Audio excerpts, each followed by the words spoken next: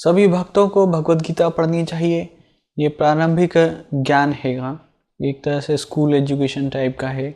फिर है श्रीमद् भागवतम, ये पोस्ट ग्रेजुएट नॉलेज है। भगवत गीता स्वयं कृष्ण ज्ञान दे रहे हैं और हम सभी को अर्जुन के माध्यम से। श्रीमद् भागवतम में भगवान के अन्य अवतारों की कथा है, उनके द्वारा दिया गया ज्ञान है और उनके भक्तों द्वारा दिया गया ज्ञान है और भक्त और भगवान की लीलाओं का भी वर्णन है। यह पोस्ट ग्रेजुएशन टाइप का एजुकेशन है, भगवद गीता से ऊंचे स्तर का। सभी पुराणों में, सभी 18 पुराणों में से सबसे ज़्यादा प्रामाणिक, शुद्ध सत्व में पूरे वैदिक शास्त्रों का सार हैगा। पूरे वैदिक शास्त्रों का में सबसे उत्तम ग्रंथ है और उससे भी बढ़ के चैतन्य चैतामृत है।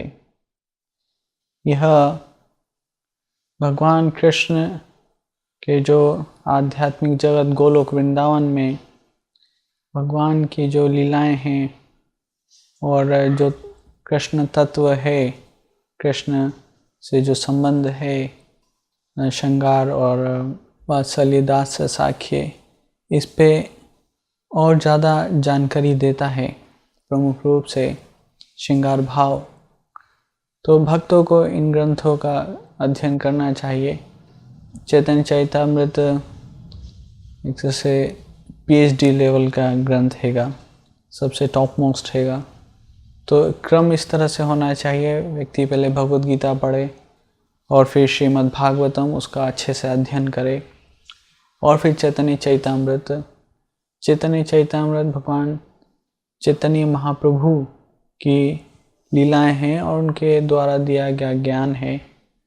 चैतन्य महाप्रभु की लीलाओं पे अन्य भी ग्रंथ हैं, जैसे चैतन्य भागवत, चैतन्य मंगल, जहाँ पे चैतन्य महाप्रभु की लीलाओं का ज़्यादा वर्णन है। दर्शन इतना नहीं है, पर चैतन्य चैतामृत में दर्शन प्रमुख रूप से दिया गया है।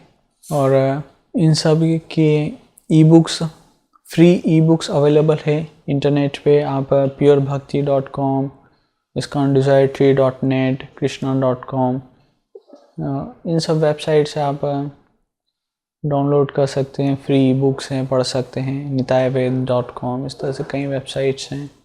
भगवान कृष्ण की जो गोपियों के साथ लीलाएं हैं, उन पे भी कई ग्रंथ हैं, जिसमें चमत्कार चंद्रिका और दान के लिए कमोदुकी और विदग्ध माधव, ललित माधव, इस तरह से जो 6 गोस्वामी द्वारा लिखे गए ग्रंथ हैं, जो चैतन्य महाप्रभु के शिष्य हैं और उन्होंने ये सब ग्रंथ लिखे हैं।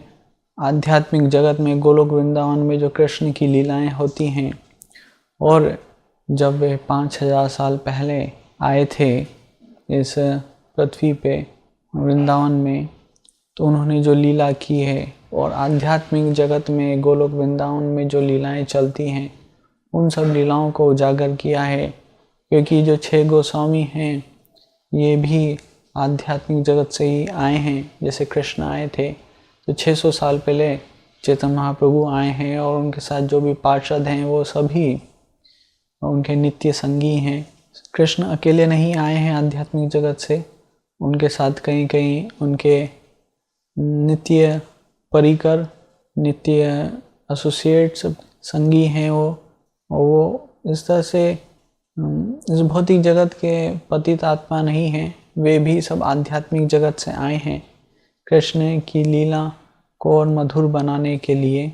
और से भगवान का इस पृथ्वी पे भौतिक जगत, आध्यात्मिक जगत से भौतिक जगत में आने के लिए एक उद्देश्य रहता है, धर्म की स्थापना करना। परित्राणाय साधूनां विनाशाय च दुष्कृति धर्म संस्थापनार्थाय संभवामि युगे युगे। तो भगवान इस तरह से हर युग में धर्म की स्थापना करने और दुष्ट लोगों का नाश करने के लिए आते हैं।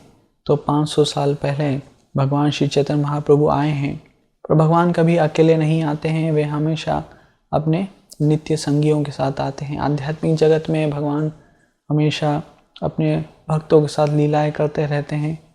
आध्यात्मिक जगत अनंत है, भौतिक जगत तो एक छोटा सा स्थान है आध्यात्मिक जगत की तुलना में।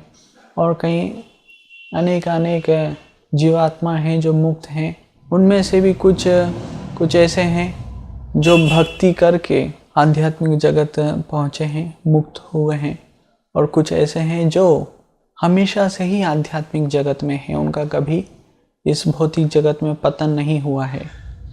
तो भगवान श्री कृष्ण के जो संगी हैं वे ऐसे ही नित्य मुक्त हैं, उनका कभी इस भौतिक जगत में पतन नहीं हुआ। तो वे सभी नित्य मुक्त जीवात्मा जब भगवान आते हैं, जैसे कृष्ण आए थे 5,000 साल पहले, श्री राम आए थे, और अभी 500 साल पहले श्री चैतन्य महाप्रभु आए हैं, तो वे अकेले नहीं आते हैं, आध्यात्मिक जगत से उन अपने नित्य संगियों को लेके आते हैं, और वे सभी उनकी लीलाओं को संपन्न करने में, और उनका जो उद्देश्य है धर्म की स्थापना करना और दुष्ट लोगों का नाश करना, उस उद्देश्य को पूरा करने में उनकी सहायता करते हैं। तो चैतन्य महाप्रभु के जो भी अनुयायी थे वे सभी नित्य मुक्त जीव थे। उनके शिष्य 6 गोस्वामी, ये सभी आध्यात्मिक जगत में मंजरियाँ थी, मंजरियाँ हैं, आज भी हैं। वह वहाँ से इस भौतिक जगत में आए हैं कृष्ण के साथ, चैतन्य महाप्रभु की जो लीला हुई है। तो ये सब मंजरियाँ अर्थात गोपियों की जो सेविका हैं, जो राधा कृष्ण और राधा और गोपियों की लीलाओं को संपन्न होने में सहायता करती हैं, नाना प्रकार से उनको सहयोग करती हैं। तो ये सभी मंजरियाँ हैं। और उस आध्यात्मिक जगत में कृष्ण गोलोक धाम में जो लीलाएं होती हैं, उन लीलाओं को उजागर किया है इन मंजरियों ने। और श्री रूप गोस्वामी रूप मंजरी हैं, ऐसे ही सनातन गोस्वामी और गोपाल भट्ट गोस्वामी, रघुनाथ दास गोस्वामी, जीव गोस्वामी, ये सभी 6 गोस्वामी गण मंजरियाँ हैं जो आध्यात्मिक जगत से इस भौतिक जगत में आए हैं। और उन्होंने ये सब लीलाएं उजागर की जो पहले कभी किसी भक्त ने उजागर नहीं की है। तो भगवान चैतन्य महाप्रभु इस तरह से परम दयालु हैं, और वे योग्यता का भी विचार नहीं करते हैं, सभी को उन्होंने कृष्ण प्रेम प्रदान किया है। कलयुग में सभी जीव पतित हैं, और चैतन्य महाप्रभु सबसे दयालु हैं, और उन्होंने कृष्ण प्रेम प्रदान किया है भक्तों की योग्यता का विचार न करते हुए। जो बहुत कनिष्ठ स्तर पे या मध्यम स्तर के भी भक्त हैं, उन्हें भी उत्तम कोटि का कृष्ण प्रेम प्रदान किया है।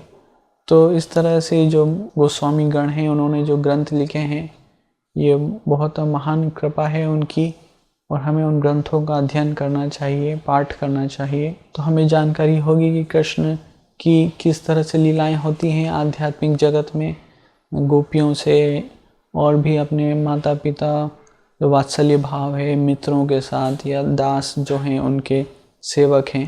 प्रमुख रूप से गोलोक वृंदावन में ये 3 भाव हैं, मित्र और वात्सल्य और श्रृंगार। तो हम इन ग्रंथों का अध्ययन करेंगे तो हमें जानकारी होगी, और हम जितना अध्ययन करेंगे उतना हमें कृष्ण के प्रति प्रेम जागृत होगा, और तभी हम इस भौतिक जगत से मुक्त हो सकते हैं। जब तक हमें कृष्ण के प्रति शुद्ध प्रेम जागृत नहीं होता, निष्काम प्रेम, तब तक हम इस भौतिक जगत से मुक्त होकर भगवान के धाम, कृष्ण के गोलोक वृंदावन धाम में नहीं जा सकते, उसमें प्रवेश नहीं कर सकते। और ये सभी गोस्वामी गण मंजरियाँ हैं जो एक तरह से आध्यात्मिक जगत से इसी उद्देश्य से आए हैं, क्योंकि ये सब भगवान की गोपियाँ हैं, मंजरियाँ हैं, और ये हमेशा चाहती हैं कि और अधिक जीवात्मा कृष्ण की सेवा में लगें।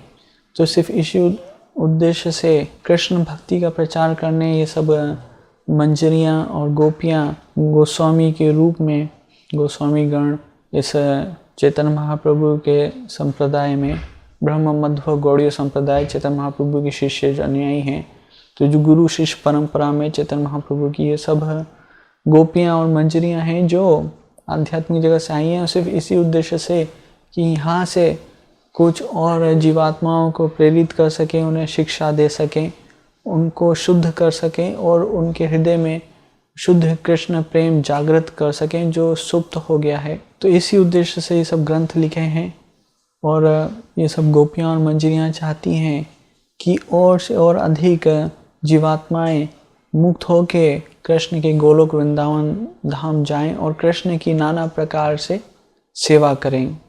जैसे एक पत्नी चाहती है कि पति की उत्तम से उत्तम सेवा हो, अगर वो कुछ रसोई में भोजन भी बना रही है तो उसकी इच्छा रहेगी कि ज़्यादा से ज़्यादा वैरायटी हो खाने में, 56 हो या 1000, 56 भोग हो या 1000 भोग हो या और ज़्यादा, क्योंकि जितनी इच्छा प्रबल होगी सेवा की उतनी ही विविधता की इच्छा रहेगी।